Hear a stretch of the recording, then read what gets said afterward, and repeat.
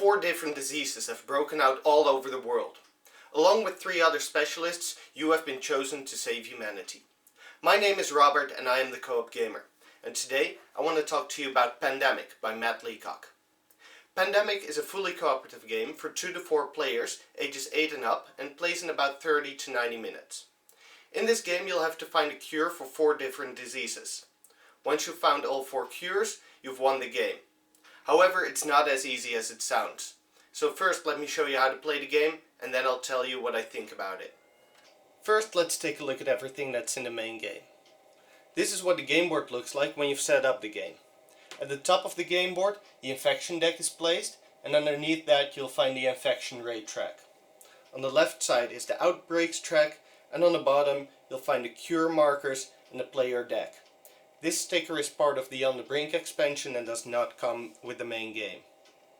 As part of the setup, some disease cubes are placed on the board, along with 1 research station in Atlanta. The rest of them are placed next to the board as a supply. Then there are 7 different roles to choose from, all with a pawn of their own color.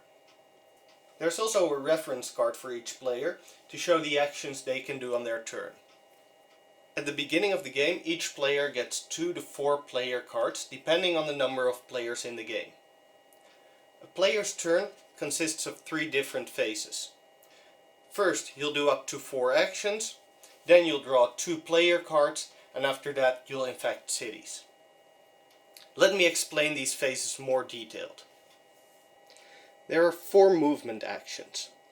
The drive ferry action means that you can move to a city that is connected to the city that you are in.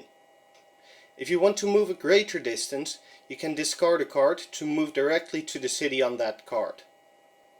This is called a direct flight. However, if you have the card for the city that you are in, you can discard that card to move to any city on the board. This is called a charter flight. And if there's more than 1 research station on the board, you can always choose to use a shuttle flight to go from 1 research station to another. You don't have to discard a card to do this. Then there are 4 other actions you can choose from. If you discard a city card that matches the city you are in, you can choose to build a research station in that city. These are helpful to move around more quickly and are needed to cure diseases. You can also choose to treat a disease if there are disease cubes on the city that you are in. If you do this, you'll take 1 cube off the board and place it back into the reserve. If you are in the same city as another player, you can use the share knowledge action. This means that you can give the card of that city to the other player, or get the card of that city from the other player. Of course, you both have to agree to this. And the last action you can take is to discover a cure. For this you need to be at a research station. Then you discard 5 city cards of the same color to cure the disease of that color. After that you'll move the disease marker up to indicate that that disease has been cured. The disease can still appear on the board. However, if the disease is cured and there are no more cubes of that color on the board, that disease has been eradicated. To indicate this, you'll flip the cure marker. Diseases that are eradicated will not reappear on the board. After you've done your actions, you'll take 2 cards from the player deck. There are 3 different kinds of cards you can find in the player deck. The most common ones are the city cards. For each city on the board, you'll find the corresponding card in the player deck.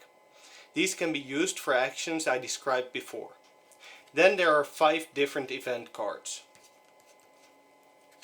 These are positive events for the group and can be played at any time, except between drawing and resolving a card. Using an event card does not count as an action. The event cards that are available are 1 Quiet Night. When you play this card you'll skip the next infection city step. Forecast. When you play this you draw, look at and rearrange the top 6 cards of the infection deck and put them back on top. The government grant. You'll add 1 research station to any city for free. The airlift. You can move 1 pawn to any city, but you have to get permission from that player. And the resilient population. You'll remove 1 card from the infection discard pile from the game. and this is the only card you can play between the infect and intensify steps of an epidemic. And depending on the difficulty of the game, there are 4, 5 or 6 epidemic cards in the player deck. If you draw one of these cards, an epidemic takes place. On the card is a description of the steps you'll need to take to resolve this card. First, you'll increase the infection rate. To do this, you move the infection rate marker one space to the right. Then you'll infect a new city.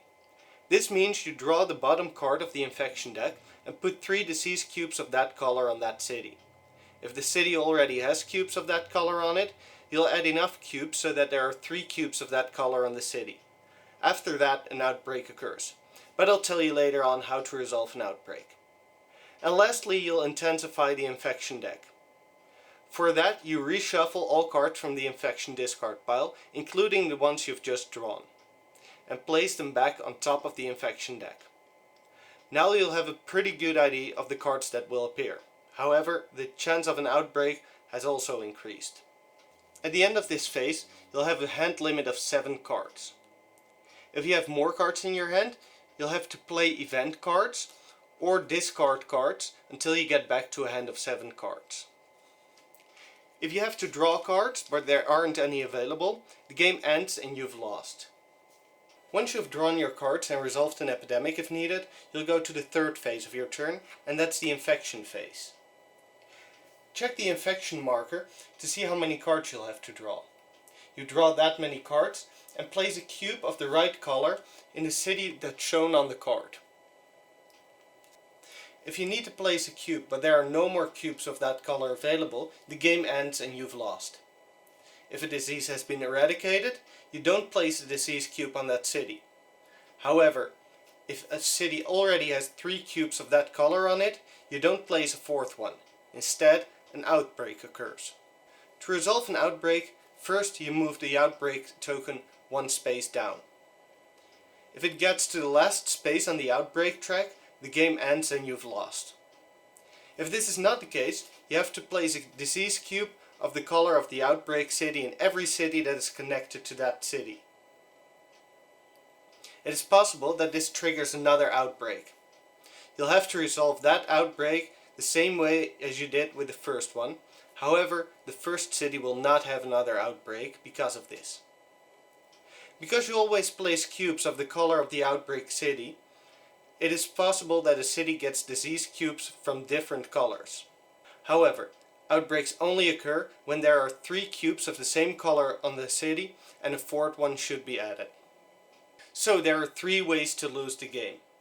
When you can't draw any more cards from the player deck, when you run out of disease cubes of a specific color, or when the outbreak track gets to the last space. And there's only one way to win: when you've cured all 4 diseases. They don't even have to be eradicated. Now that you know how to play the game, let's take a look at the different roles. The researcher may give any one of their city cards to another player when they're sharing knowledge. It doesn't have to be the city that matches the city they're in. The medic removes all cubes of one color when they're treating diseases and automatically removes any cured diseases from the cities that they are in. The operations expert can build a research station without discarding a city card, and once per turn as an action they can move from a research station to any other city by discarding a city card. The quarantine specialist prevents disease cube placements and outbreaks in the city that they are in and all cities connected to it. The contingency planner may take any discarded event card and store it in their hand. This doesn't count as part of their 7 cards hand limit, and when they play the stored event card, they remove it from the game. The scientist only needs 4 cards to discover a cure, where other players need 5 cards, and the dispatcher can move other players' pawns as if it were their own. And as an action, they can move any pawn to a city with another pawn. And this is especially helpful when you want to share knowledge. When you ask any board gamer to name the first cooperative game that comes to their mind, there's a good chance they're gonna say Pandemic. And that's because it's a really good game. It's got some clear mechanisms and it's pretty easy to teach. And once you've got the hang of it, you can increase the difficulty by adding more epidemic cards. If I have to name some downsides, it's that the theme isn't really strong and there isn't much variety in the game, apart from the order of the cards and the different roles you can choose. And if you're unlucky, it's possible you don't have a chance of winning because of the order the cards come in.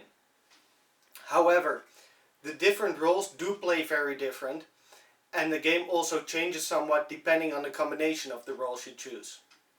Pandemic is a really good, solid game that I can recommend to everyone that likes co-op gaming.